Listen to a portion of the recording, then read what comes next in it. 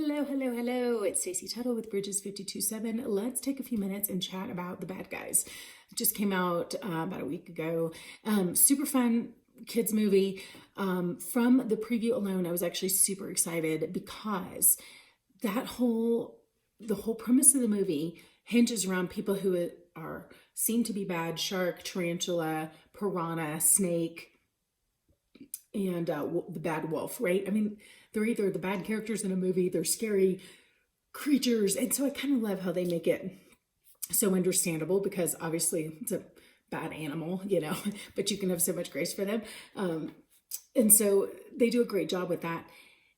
The messages still really apply to, like, when you assume that, like, how our identity gets formed. And sometimes people treat us like we're bad, and so we believe that we are. The same thing, people can treat you like you're, like, if you start failing at school all the time and school's really hard for you, you start to get so defeated and you think there's no point in trying because everybody's going to assume that you can't do it, or you assume you can't do it because that's what's expected of you. And so there's all kinds of stereotypes and things that happen. This is a great opportunity to launch into some of those conversations about what is expected of you. What do you think is expected of you? How do you feel like people treat you? And do you live up or down to that kind of expectation? So a lot of great things. It's really the counterpoint to Turning Red that just came out. So Turning Red's all about when the pressure is on you to be perfect all the time, and everybody expects you to be perfect, and yet you feel like there's more to you than that, and you want to let more of your personality out that may not fit in the box. This is the opposite. This is guys who are what happens if you're known for being bad, but you actually discover it feels good to be a good person, and yet that's not your identity, and your friends don't know how to go there with you. They don't know. They want you to stay in this misery loves company kind of a thing. You guys have all run together and you've got a friendship with these guys that are all the bad guys. So what happens if you want to break the mold? There's a lot of rich things for conversation here. The thing that there's a couple of complicated messages. First off, I would say it says it's a couple main things. It says they make a good point. It feels good to be good. That's great. It's good to talk about. It's really simple. They really spell it out. They also say you need to do it for you, not for them. I make a big point of that. And that being good means you're putting someone else's needs before your own. So they really do a great job of breaking down in very simple terms some of these things, why you would do them, and just the need to be good. Like, it's brilliant. Like, it's a great message for kids, right? And for adults. So the other thing that I loved is one of them is explaining who's further down the road of coming out of being a bad guy and becoming a good guy. And like, hey, I'm still me. I didn't change who I am. I still have all the interests and the talents and the skills, and I still love adventure and, all these things that made me me and made me really good at being a bad guy. Now I'm using those for good. So the quote was, I'm still me. I'm just me on the right side. And I think that's important because sometimes we can feel like our identity gets lost as we change our role. Like, we begin to know ourselves as that person. Like, to them, being the bad guy was their identity, rather than understanding that was not their identity. That was a label, but actually their identity is, their personality and what they were created to do, and all these things that can be used in different facets. But the identity is actually a much deeper issue. And so they kind of have to unpack some of that and understand who they really are. So I think there's a lot of great things in this. The two things that may be a little complex for kids, you have one of the good guys turns out to actually be a bad guy. So you've got this whole message of don't judge a book by its cover, which is great. But when the guy who's telling everybody what it's like to be a good guy and how to be that suddenly turns out to be the villain, maybe that's a little complicated when he's explaining what being a good guy is. Well, if being good makes you feel good and you did all this good stuff, why aren't you feeling good about being good? And why are you still wanting to be a bad person? Why didn't that change you? So, I mean, maybe I go a little deep on these things, and I was kind of wondering, like, I mean, it really happens, but I was like, so what's your motivation? And why hasn't being good fixed you? Anyways, so the other one was this idea that as the big bad wolf was beginning to become a good guy, his buddies didn't want him. They were like, he didn't do a great job of communicating with them because he was afraid they wouldn't understand. And so he's torn between the two worlds. And then basically the guys are like, don't go soft on us, Well, they've all done a certain kind of way of life with him, and he's wanting to change, and they don't get it. And this is a very real world scenario. What happens to the person who's trying to get sober when all of their friends don't want to quit drinking? They don't see it as a problem. But they know that if they don't stop drinking, they're going to die. Like their world, they're falling apart, and they've got to, for their own good, they have to make changes. They don't want to go to jail. They don't want to end up, all these different things. So for the wolf, like he starts to realize, like, I actually want to be a good person and I don't want to do the bad things anymore. And as he starts to make these changes, though, he's doesn't know how to communicate with them. So he's given the advice that if he's going to make those changes, he may just have to cut loose his friends. He may have to go without them. That's actually really good, but it kind of comes across as like villainous advice. And you know that the guy giving the advice is the villain. So it's kind of complicated, because I actually think there are times when that is entirely necessary. And yet they make it out like it's such a bad thing. And it's a beautiful thing in this movie that eventually his friends come around. And he does kind of choose to, he's got to do the right thing anyways. And eventually they come around, and that's great. But again, I think the message is maybe not as straightforward, because they kind of make it out like it was a bad thing for him to hear that advice, when sometimes that's just what you have to do.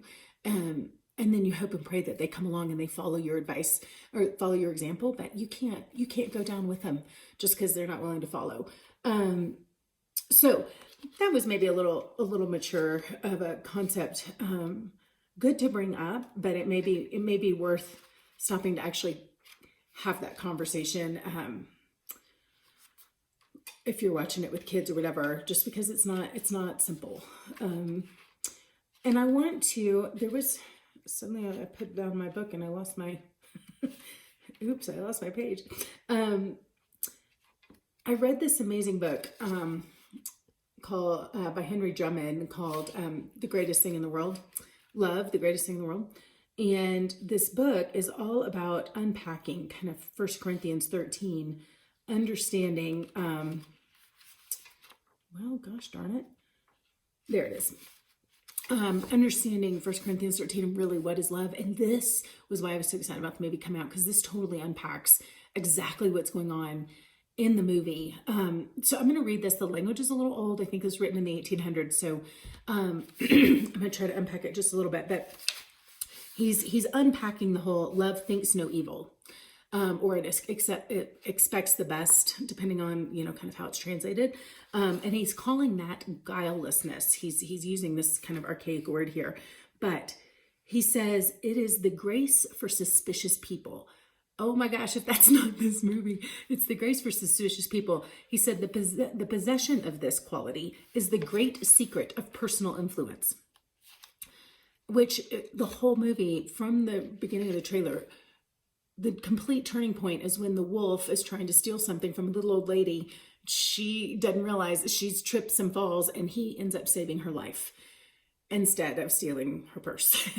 and she like tells him what a good boy he is, and she just looks at him with this love and just pours into him like, you were such a good boy. And all of a sudden the tail starts to wag and he gets all excited because somebody believed in him.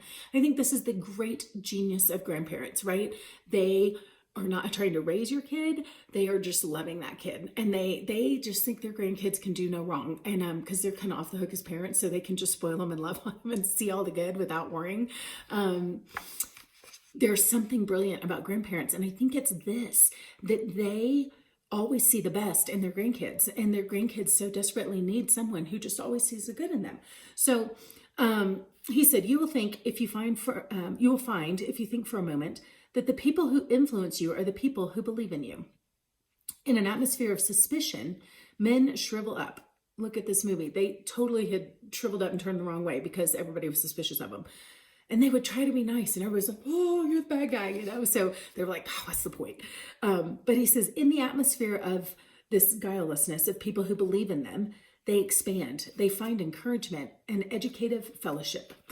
It is a wonderful thing that here and there in this hard, uncharitable world, there should still be a few rare souls left who think no evil. This is the great unworldliness. Love thinks no evil. It imputes no motive. It sees the bright side. It puts the best construction on every action. What a delightful state of mind to live in. First off, it's a great place to live in if you can see the world that way. But it's also great if you're the recipient of someone who sees you that way. So he goes on, what a stimulus and benediction, even to meet with it for a day. To be trusted is to be saved. Exactly what happens in this movie. And if we try to influence or elevate others, we will soon see that success, the success of our being able to influence them or lift them up, is in direct proportion to their belief of our belief in them. So the measure that which we believe in somebody and they're aware of our belief in them, that is how much we can lift them up. And by the degree that we are suspicious of them, frankly, we cut that off. If we want to make someone better, lift them up, we want to, get involved in some troubled teen or something, we want to help them become better. The moment we are suspicious of them, we hamstring our efforts to help elevate them, is what he's saying, which is a really powerful statement. He said the respect of another is the first restoration of the self-respect a man has lost. Our ideal of what he is becomes to him the hope and pattern of what he may become, which again, in the movie, from the beginning, as they get in this self-improvement kind of program, the ideal that is set in front of them becomes, and it's what other people say, like, we see you being able to be this, it becomes the hope and pattern of what they do become. And I would say, in the charismatic streams, they do a lot about like speaking encouragement and life into people and kind of prophetic words. Use what language you will, but it's really just a lot of saying, I think this is how God made you and how he sees you. Even if you're not acting that way, they're speaking what is to come as if it already is. And they're speaking, and the Bible says, right, in the Lord's Prayer, on earth as it is in heaven. It may not be on earth the way it is in heaven yet, but we're supposed to call that down. So we start acting and treating other people as if they are on earth the way they will be in heaven. And the more we can treat them the way they will be in heaven, the more they will become that on earth already. That's the way we're supposed to pray. It's the way we're supposed to treat people. And it's this whole idea of expecting of guilelessness, and that love believes no evil, right? Thinks no evil, and expects the best. Imputes no motive. I love that. It doesn't assume a motive about somebody. So anyways, just an amazing thing. So as you're looking at this movie, think about 1 Corinthians 13 and how believing the best in these people, in the bad guys, completely turn the thing around, that can turn their lives around. So it's a great kind of Christian message hidden in this if you want to look for it. And certainly a lot of really, you can take it really surface level and have just really blanket, like, how do you think people see you? And I mean, it can be really, really straightforward for the little kids, but as kids get older, you can have some really pretty deep conversations about how people see them. Are there friends you really can't hang out with because they're holding you back? How can you see others? How can you start speaking heaven, the future version, like God's intent about that person? How do you think God made that person? And I know they're not acting like it now, but God had an idea for every person on this earth. So how do we start calling that into being? How can you look at that kid in your class that's causing trouble and help lift them up and stop being suspicious of them, but actually start believing in them? So there's all kinds of ways, like, right, how are you being treated, but also how can you treat others? All right, that was longer than I meant it to be, but hopefully there's some good stuff in there.